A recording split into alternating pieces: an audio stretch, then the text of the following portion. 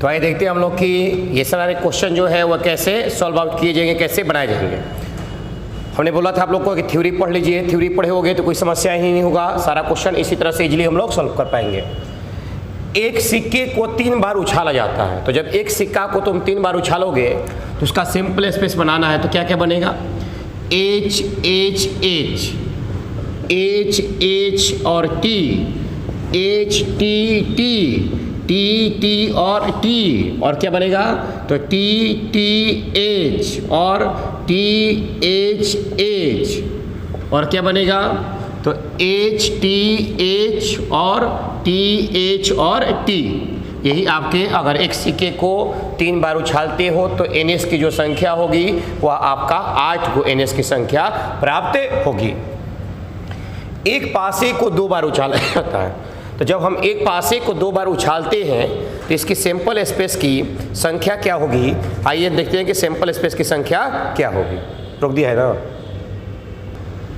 तो एक पासे को 2 बार उछाला जाएगा तो सैंपल स्पेस क्या होगा, तो एस बराबर हो जाएगा आपका 1 1 1 2 1 3 1 4, इसी तरह से 1 6 तक ना, फिर 2 1 से लेकर 2 6 तक, फिर इसी प्रकार से 3 1 से लेकर 3 6 तक, और 4 1 से लेकर कहाँ तक, 4 6 तक, फिर 5 1 से लेकर 5 6 तक, और 6 1 से लेकर 6 6 तक। तो कितना हुआ, तो टोटल मिलाकर 36 हो जाएगा। यानी एनएस की जो संख्या होगी, एनएस अगर 2 पासा उछाला जाए तो 36 होगा।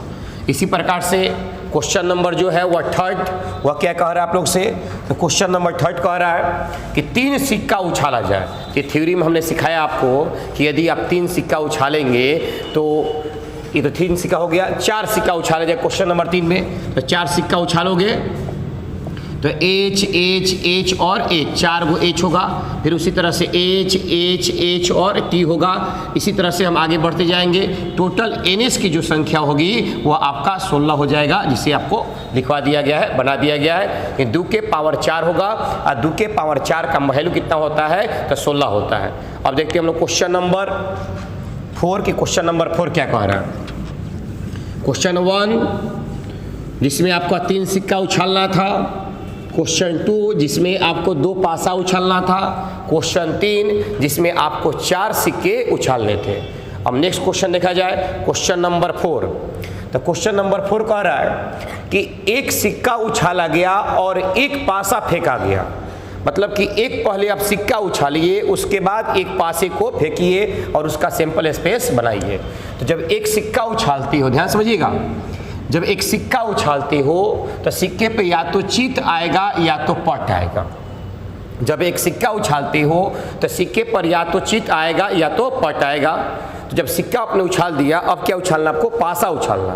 तो पासा उछालिएगा तो H1 होगा, H2 होगा, H3 होगा, H4 होगा, H5 होगा और H6 होगा। 3 हो सकता है, H1 H2 H3 H4 H5। जब आप सिक्के पर पट आया होगा तो T1 T2 T3 T4 T5 और T6 होगा। तो इस तरह से एक सिक्का उछाला गया, उसके बाद एक पासा उछाला गया। तो सिक्का उछाले तो सिक्के पर चित या पट आया, चित या पट को दिखाया गया, फिर उसके बाद एक पासा उछाला गया।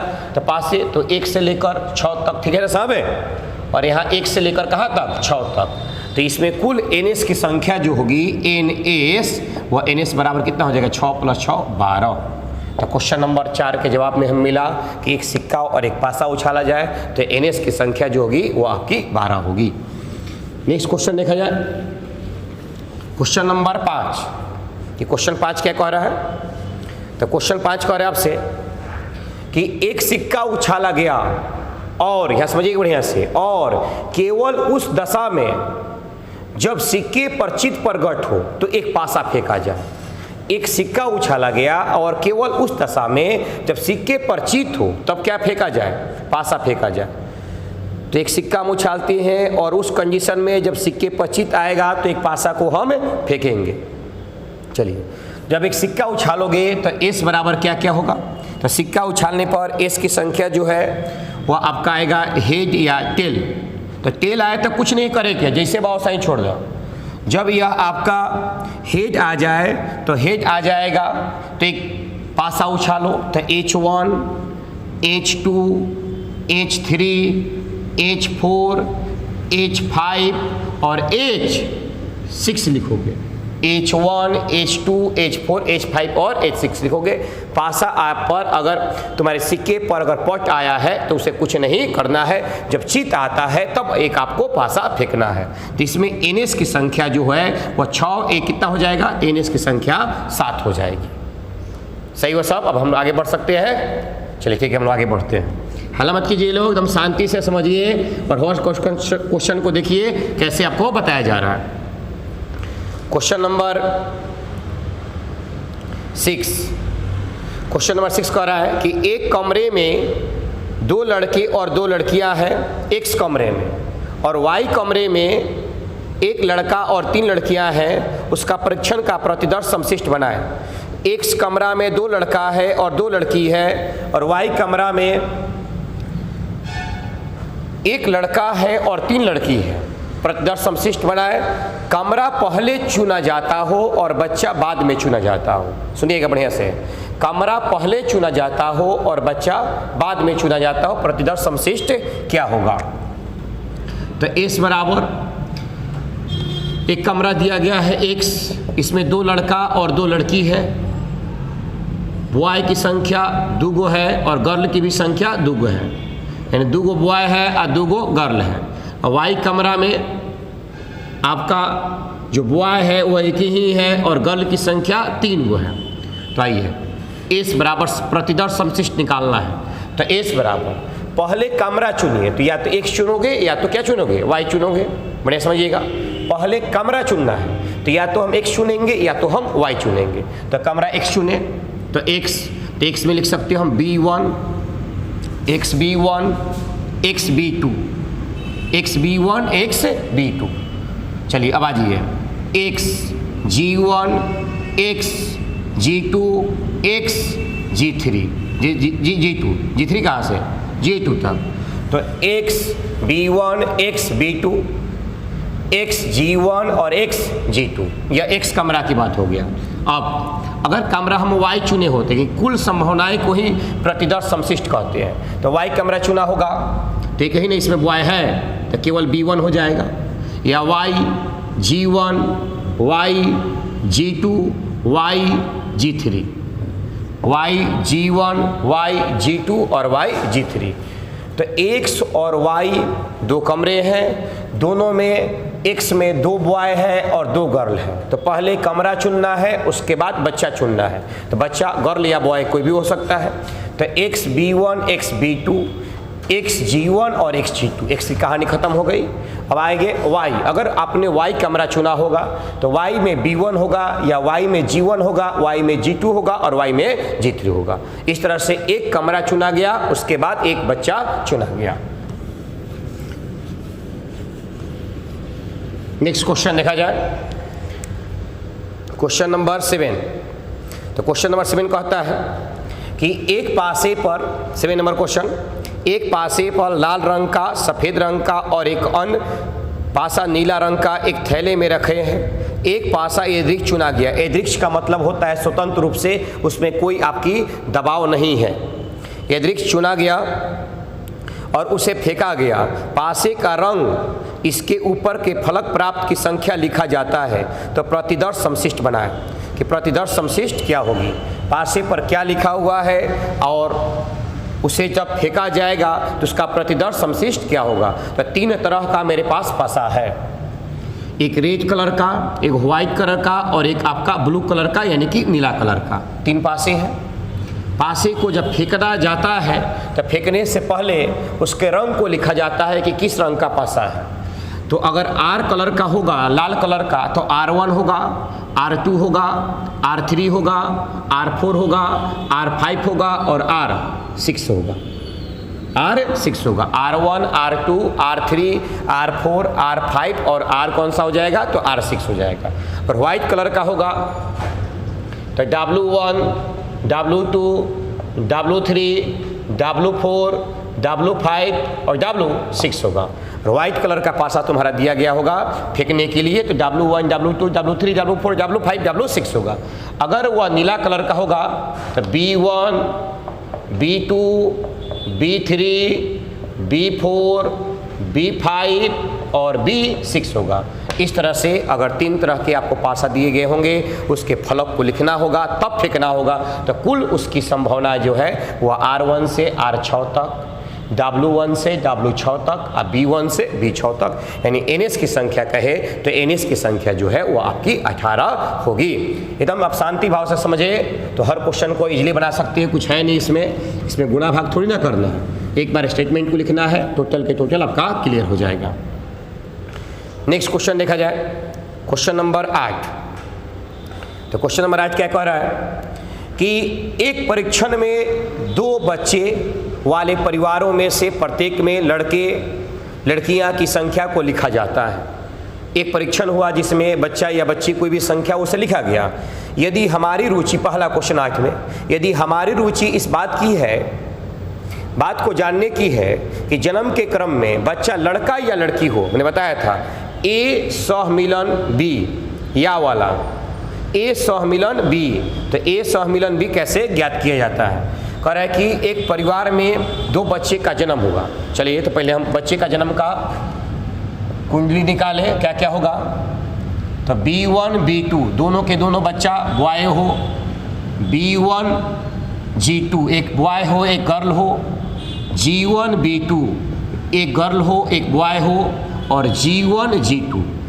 यह एक परिवार के बच्चों की संख्या हो सकती है। अगर एक परिवार में 2 बच्चे जन्म लिए हो, लड़का या लड़की, तो इस प्रकार से हो सकती है।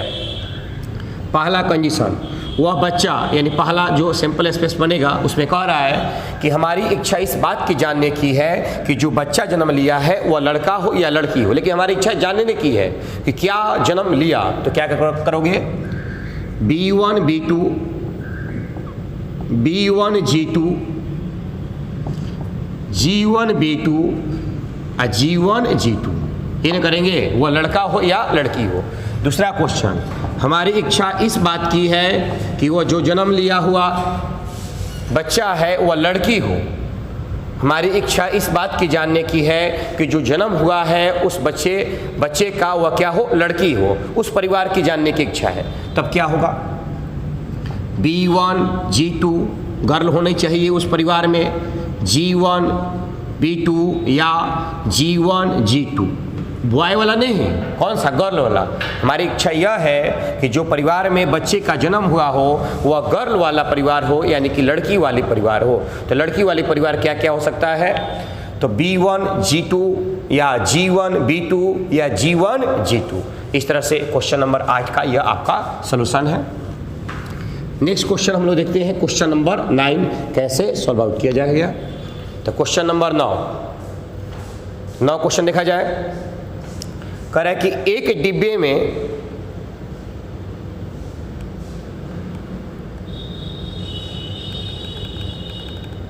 क्वेश्चन नंबर 9, एक डिब्बे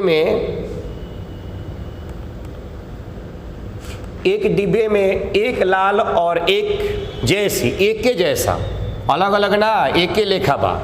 तो एक डिब्बे में एक लाल और एक जैसी 3 सफ़ेद गेंदें हैं। 3 सफ़ेद गेंद रखी गई है।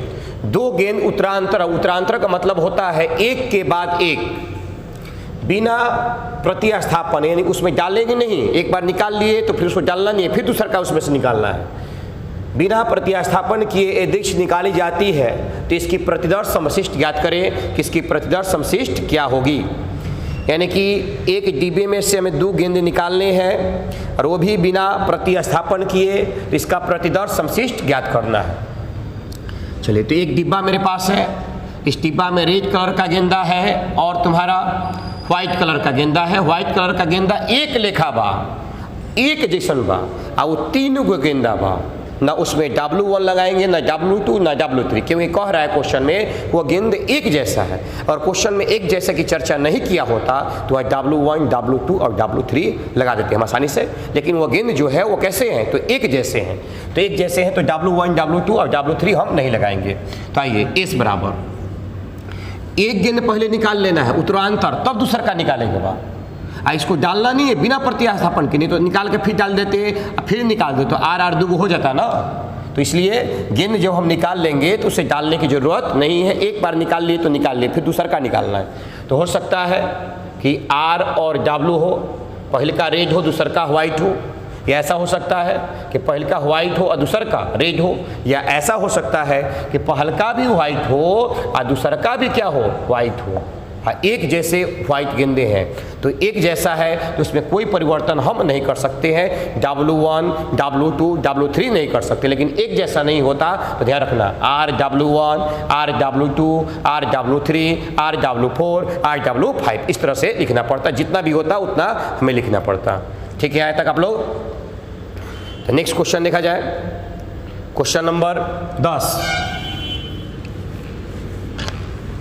10 नंबर क्वेश्चन क्या कह रहा है कि एक परीक्षण में एक सिक्का उछाला जाता है। ठीक है, पहले आप सिक्का उछाल लीजिएगा। एक परीक्षण में सिक्का उछालने के बाद क्या कह रहा है, और यदि उस पर चित्त प्रकट होता है तो पुनः उछाला जाता है।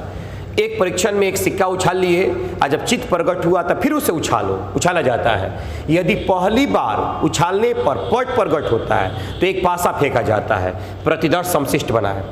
मतलब कि एक सिक्का हमने उछाल लिया और सिक्का उछालने के बाद अगर उस पर चित्त आता है तो फिर से वो सिक्का फेंकेंगे बा। तो एक सिक्का उछाल लिया और सिक्का उछालने के बाद अगर चित्त आता है तो फिर से एक हम क्या करेंगे, सिक्का को फेंकेंगे। ध्यान दीजिएगा, S बराबर चित्त आएगा या पट आएगा। जब सिक्का उछाले चित्त आया तो फिर एक सिक्का फेंकना है, तो H और T। सिक्का उछाले चित्त और पट आया, जब चित्तवा आइल बा तो फिर एगो सिक्का फेंकब, तो जब फिर एगो सिक्का फेंकोगे तो H या HT। लेकिन कह रहा है कि अगर पहली बार ही आपका पट आ गया हो पहला बार तो उसमें पासा फेंका जाता है, तो पासा फेंकोगे तो T1, T2, T3, T4, T5, T और 6। तो इस तरह से हम लोगों ने देखा कि एक सिक्के को फेंकने के बाद अगर चित्त आया तो फिर एक सिक्का फेंका गया, अगर पट आया पहले उछाल पर पट आया, या तब पट आया तो मतलब हजो पट आइल बा, हजो पट आइल बा, तो इससे मतलब नहीं पहली उछाल पर पट आया है तब जाकर एक पासा फेंकना था। सही है, सब आगे बढ़ते हम लोग। ठीक है, नेक्स्ट क्वेश्चन देखा जाए, क्वेश्चन नंबर 11 नंबर। ध्यान समझिएगा लोग, क्वेश्चन नंबर 11 क्या कह रहा है आपसे। क्वेश्चन को पैटर्न को पकड़े, जो क्वेश्चन को पैटर्न को समझ आता है वो किसी भी क्वेश्चन को आसानी से बना सकता है। मान लीजिए कि बल्बों के एक ढेर में से 3 बल्ब यादृक्ष निकाला जाता है। 3 गो बल्ब निकाल लिया गया, प्रत्येक बल्ब की जांच की जाती है, जांच करो खराब बाकी बढ़िया, और उसे खराब को D से और ठीक को N से वर्गीकृत किया जाता है, मतलब अलग अलग बांटा जाता है। तो इस परीक्षण का प्रतिदर्श समशिष्ट ज्ञात करें कि इस परीक्षण का प्रतिदर्श समशिष्ट क्या होगा। देखा जाए क्वेश्चन नंबर 11 का सलूशन कि क्या होगा आपका। एक बल्ब का ढेर है, उस ढेर में से 3 गो बल्ब निकाले के बाद जैसे हम 3 बल्ब निकालते हैं तो जांच करना है वो बल्ब जो था वो अच्छा था कि खराब था। तो कितने तरह से अच्छा और खराब की जांच किया जा सकता है। तो देखो, अगर एक हम बल्ब निकालते हैं तो S बराबर 3 गो बल्ब निकालना है। अच्छा को दिखाया गया है N से और खराब को दिखाया गया है D से। तो अगर तीनों के तीनों अच्छा होगा, पहले बढ़िया से काम कर जाओ, सही तब खराब, तीनों के तीनों क्या हो जाए, अच्छा हो, किस्मत बढ़िया था, तीनों के तीनों अच्छा हो जाए। ऐसा तो भी हो सकता है कि 1 गो अच्छा होके, 2 गो अच्छा होके या तीसरा का खराब होके। तो पहला अच्छा है, दूसरा अच्छा है, तीसरा का खराब है। ऐसा हो सकता है कि पहला अच्छा हो, दूसरा का खराब हो, तीसरा को भी खराब हो। और ऐसा हो सकता है कि पहले को खराब, दूसरे को खराब, तीसरे को खराब, किस्मत में लेढ़ा था कहाँ से मिली पेड़ा। तो पहले भी खराब है, दूसरा भी खराब है और तीसरा भी खराब है। या ऐसा भी हो सकता है कि पहला खराब हो, दूसरा खराब हो और तीसरा अच्छा हो। ऐसा हो सकता है कि पहला खराब हो, दूसरा का अच्छा हो के, तीसरा का अच्छा हो के। ऐसा भी हो सकता है कि पहल का अच्छा होके दूसरा का खराब होके तीसरा का अच्छा होके, या ऐसा हो सकता है कि पहला खराब हो दूसरा अच्छा हो तीसरा भी खराब हो। तो NS की संख्या हो जाएगी 8। थोड़ा सा इसमें दिमाग लगा लीजिए तो इसको और आसानी से आप समझ जाओगे। अच्छा मतलब हेड और खराब मतलब टेल। H और T पर कहानी है, 3 सिक्को फेंको, तीनों के तीनों H, दूगो H एगो टेल, एगो H दूगो टेल, तीनों के तीनों टेल। इस तरह सब समझ रहे हैं ना। तो अगर यह इसलिए कहते हैं कॉन्सेप्ट यूज कीजिए, किसी भी क्वेश्चन को बना सकते हैं। अच्छा और खराब है मतलब क्या, हेड है और टेल है। तो 3 गो आपने बॉल निकाले और तीनों बॉल में वर्गीकृत करना था, उसकी जांच करना था कि कौन अच्छा है और कौन खराब है। तो अच्छा को n से n, तीनों अच्छा, दूगो अच्छा एगो खराब, एगो अच्छा दूगो खराब, तीनों के तीनों खराब, दूगो खराब एगो अच्छा, एगो खराब दूगो अच्छा, एगो अच्छा एगो खराब, एगो अच्छा एगो खराब, एगो अच्छा एगो खराब। तो इस तरह से NS की संख्या जो होगी वो आपकी 8 हो जाएगी।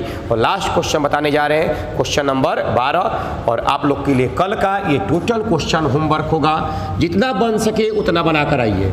कि बहाने तो 1000 है आपके पास न पढ़ने का, पढ़ने का एक ही रीजन है, पढ़ना है तो पढ़ना है बस।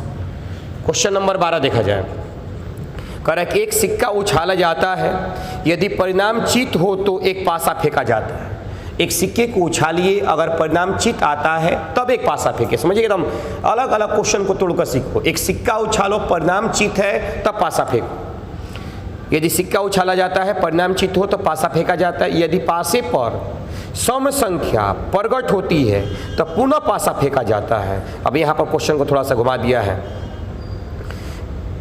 एक सिक्का उछाला जाता है, पहला क्वेश्चन कह रहा है यदि परिणाम चित हो तब एक पासा फेंकिए। एक सिक्का को उछालिए तो सिक्का पाएगा H और T। तो कह रहा है परिणाम चित हो तब पासा फेंकिए, तो पासा फेंकेंगे तो H1, H2, H3, H4, H5 और H6। H1, H2, H3, H4, H5 और H6। क्या कहा कि यदि पासे पर, अब आगे पढ़िए, यदि पासे पर सम संख्या आती हो, यदि पासे पर सम संख्या आती हो तो पासे को पुनः फेंकिए। यदि पासे पर सम संख्या आती हो तो पासे को पुनः फेंकिए। तो देखो सम संख्या कहाँ पर आया है, एक यहाँ पर आया है, एक यहाँ पर आया है और एक यहाँ पर आया, 3 जगह सम संख्या आया है। तो पासे को पुनः फेंकना है, यानी कि पॉट आया तो कुछ ना करो, जैसे बहुत सही छोड़ दो। पॉट आया तो कुछ करने की आपको जरूरत नहीं है, जैसे है वैसे छोड़ दिया जाए, क्योंकि पॉट के बारे में आगे कोई भी चर्चा आपसे नहीं किया है। कहा है कि यदि सिक्का उछाले और सिक्का उछालने पर चित आया तो एक पासा को फेंक दो। एक पासा हमने फेंक दिया। अब कह रहा है आपसे कि पासा फेंकते समय अगर आपको फिर से सम संख्या आ जाए, उस पर पासे पर सम संख्या आ जाए तो फिर पुनः पासा को फेंको। तो फिर पुनः पासा फेंकोगे तो यही ना तुम्हारे पास है। H2 आया था, अब आ जाए H21, H22, H23, H24, H25, H26 ना। चलिए फिर यहाँ पर सम संख्या आया, विषम आया तो कुछ ना। तो H41 से लेकर H46 तक, फिर यहाँ जाइए H61 से लेकर और कहाँ तक, H66 तक। तो इस तरह से हम लोग देखें कि 12 क्वेश्चन का सलूशन। और आगे आप लोग का कल का होमवर्क है कि टोटल क्वेश्चन जो है वो आप लोग बनाकर एकदम समझ कर बनाइएगा। लोग कोई डाउट नहीं है, हर क्वेश्चन को तोड़ कर पढ़ना सीखिए, बनाना सीखिए। जब बनाकर आओगे हम बताएंगे तब जाकर एकदम क्लियर हो पाएगा। और नहीं तो केवल आप घर से इसी तरह से उठाकर कॉपी किताब चले आते हो, हम बताएं तो 10 दिन बाद सब भूल जाओगे। नहीं, खुद से पढ़ोगे तो बेहतर रहेगा। तो आज की क्लास यहीं रहने देते हैं, नेक्स्ट क्लास में आप लोग का होमवर्क है।